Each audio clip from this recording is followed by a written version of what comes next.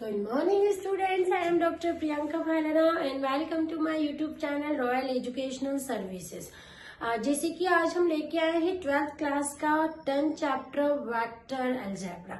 आज हम बात करेंगे वेक्टर अलजेब्रा की, ठीक है, कि वेक्टर्स क्या होते हैं। हमारे मैथमेटिक्स की बात करें या फिजिक्स की बात करें तो इसमें स्केलर और वेक्टर क्वांटिटी, दो ही क्वांटिटी ये होती है, स्केलर और वेक्टर।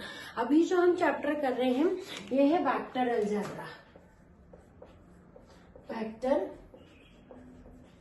अलजेब्रा, वेक्टर अलजेब्रा की बात करें तो अब एक क्वांटिटी जिसमें magnitude as well as direction होता है। वेक्टर को जब आप डिफाइन कर रहे हैं इसमें वेक्टर अलजेब्रा में, तो पहले तो हम इसकी डिफाइन लिखते हैं कि वेक्टर्स क्या होते हैं, है ना। वेक्टर्स यानी a quantity that has magnitude as well as direction is called a vector. आपको लिखना है a quantity that has magnitude as well as directions, है ना। जिसमें मैग्नीट्यूड हो और डायरेक्शन हो उसको आप क्या बोलते हो, इज कॉल्ड वेक्टर। सबसे पहले आप उसकी डेफिनेशन याद रखिए कि वो क्वांटिटी जिसका मैग्नीट्यूड होता है और डायरेक्शन होता है उसको आप वेक्टर कहते हैं। It is denoted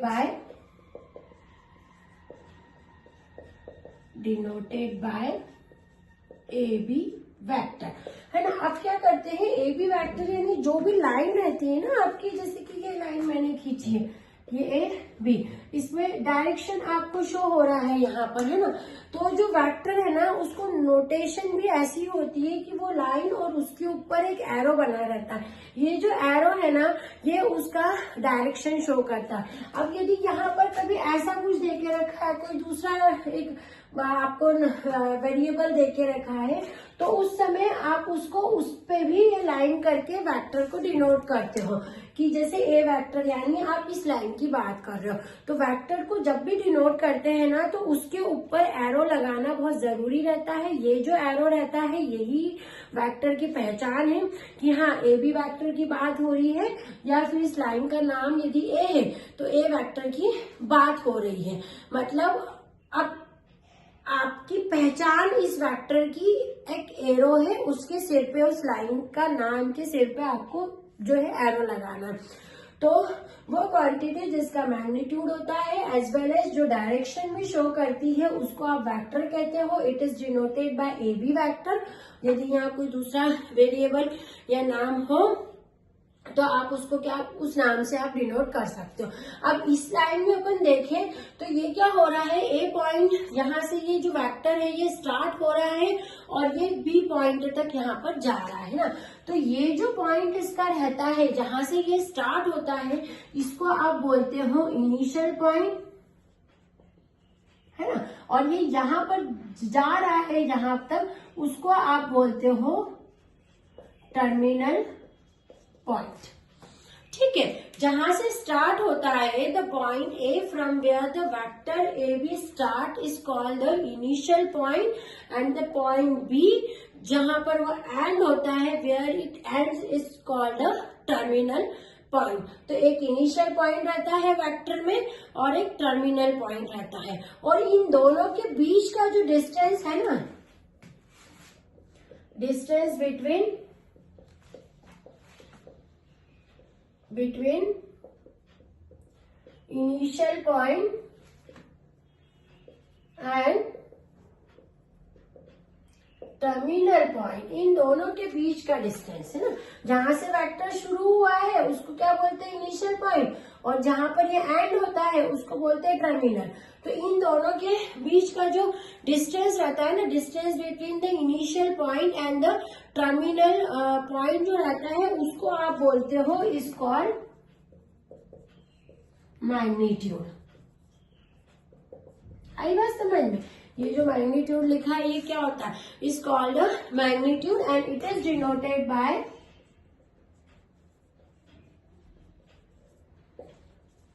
mod of A B, ठीक है, वेक्टर।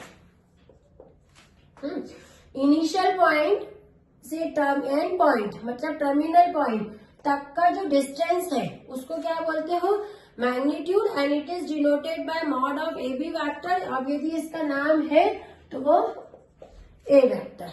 ठीक है, अब जो एरो यहां पर है इट शोज द डायरेक्शन, यहां लिख देंगे एरो शोज द डायरेक्शन, है ना। आई बात समझ में कि वो क्वांटिटी जिसका मैग्नीट्यूड और डायरेक्शन दोनों होता है उसको वेक्टर बोलते हैं। जैसे कि ये लाइन मैंने यहाँ पर बताई कि ए से स्टार्ट होके बी तक गया है, तो जहां पर भी स्टार्ट होता है ना, ये उसका स्टार्टिंग पॉइंट है, मान लो वेक्टर का स्टार्टिंग पॉइंट, है ना। तो जो स्टार्टिंग पॉइंट है उसको क्या बोलोगे आप, इनिशियल पॉइंट, और ये क्या है उसका एंड पॉइंट। तो जहां तक जाता है जो आखिरी पॉइंट रहता है उसको क्या बोलते हो, टर्मिनल पॉइंट। अब इन दोनों के बीच का जो डिस्टेंस है, इनिशियल से टर्मिनल तक का जो डिस्टेंस है उसको आप क्या बोलते हो, मैग्नीट्यूड। अब ये मैग्नीट्यूड कैसे डिनोट होता है, mod of A B vector. A B vector यानी ये जो एरो है ये आपको क्या शो करता है, उस वेक्टर का डायरेक्शन शो करता है। अब यहाँ पर क्या होता है वेक्टर में, ये अगर आपका जैसे कोई चीज ऐसी आती है, जैसे ये एक वेक्टर है, ये ग्रेटर देन 0 है, ये वेक्टर है, ये लेस देन 0 है, तो इसका कोई मतलब होता नहीं है वहां पर, इट हैज नो मीनिंग, क्योंकि जो लेंथ है वो कभी भी नेगेटिव में नहीं जाती है। इट हैज नो मीनिंग, है ना, क्योंकि लेंथ जो है वो आपकी नेगेटिव में नहीं जाएगी। तो ये आपका वेक्टर का कंसेप्ट था। अब इसके अंदर ही हम देखते हैं पोजीशन वेक्टर क्या होता है। ठीक है, पोजीशन वेक्टर, मैग्नीट्यूड आपको समझ में आ गया ना। अभी हम देखेंगे पोजीशन वेक्टर। पोजीशन वेक्टर, अब पोजीशन वेक्टर क्या होते हैं, है ना। तो पोजीशन वेक्टर मतलब अपने को नाम से समझ में आ रहा है कि कुछ पोजीशन से रिलेटेड है। हमारे पास में मान लेते हैं 2 पॉइंट है, कंसीडर पॉइंट पी। पहले एक पी पॉइंट है जिसके जो कोऑर्डिनेट्स है वो एक्स, वाई और जेड है। ठीक है, और दूसरा जो है हमारा ओरिजिन है ना, एंड ओरिजिन 0,0,0 है ना। मैंने क्या कहा, जैसे कि नाम से समझ में आ रहा है पोजीशन वेक्टर। पोजीशन वेक्टर यानी हमारे पास में 2 पॉइंट है, एक तो पी पॉइंट है जिसका जो कोऑर्डिनेट है हमारे वो है पी एक्स वाई जेड, और एक हमारा जो ओरिजिनल पॉइंट है जिसके के कोऑर्डिनेट जो है 0, 0 है। ठीक है, अब हम क्या करते हैं, देन हम ओपी वेक्टर निकालते हैं। देन ओपी वेक्टर, मैंने कहा ना जब आप वेक्टर की बात करोगे तो आपको हमेशा एरो ही लगाना है। ओपी वेक्टर आप निकालते हो मतलब आपका इनिशियल पॉइंट कौन सा है, यहाँ पर ओ है, और आपका एंड पॉइंट कौन सा है, पी है। मतलब इनके बीच का जो डिस्टेंस है वो आपका क्या कहलाएगा, मैग्नीट्यूड। और वही को हम कैसे बताते हैं पोजीशन वेक्टर में, मॉड ऑफ ओपी वेक्टर। ये करने के लिए आपको डिस्टेंस फॉर्मूला लगाना पड़ता है। पोजीशन वेक्टर जो है वो डिस्टेंस फॉर्मूले से निकलेगा, मतलब x माइनस 0 का whole square plus y minus 0 का whole square plus z minus 0 का होल स्क्वायर। ये माइनस ये पॉइंट का होल स्क्वायर, y माइनस 0 का whole square plus z minus 0 का होल स्क्वायर। पोजीशन वेक्टर जो निकालना हो आपको किसी भी वेक्टर में, तो आप ध्यान रखेंगे आपके पास में 2 पॉइंट रहेंगे, एक P है और ये एक O है ना। तो इनके बीच में डिस्टेंस फॉर्मूला लगाएंगे, मतलब इसका एक कोऑर्डिनेट माइनस ये कोऑर्डिनेट का whole square plus second coordinate और ये कोऑर्डिनेट का whole square plus third coordinate और लास्ट कोऑर्डिनेट का होल स्क्वायर, और इन सब का अंडर रूट। इसको आप बोलते हो डिस्टेंस फॉर्मूला, है ना। तो आप ये लगाएंगे तो आपको यहाँ पर क्या हो जाएगा, बाकी तो 0 था, केवल बचा के x square plus y square plus z square, यानी मॉड ऑफ ओपी वेक्टर जो आया है वो कितना आ गया, under root of x square plus y square plus z square. तो ये जो मैंने आपको बताया है ये पोजीशन वेक्टर निकालने का फॉर्मूला है हमारे वेक्टर में, जब हमको दो जो पॉइंट है वो गिवन है। तो ये बिल्कुल बेसिक मैंने आपको वेक्टर का बताया है कि वेक्टर क्या होते हैं। फिर मैं एक्सप्लेन कर देती हूँ कि वो क्वांटिटी जिनका magnitude as well as direction होता है वो वेक्टर्स कहलाते हैं। इसको डिनोट ए बी, ऊपर एरो, इसको पढ़ते कैसे हैं, ए बी वेक्टर।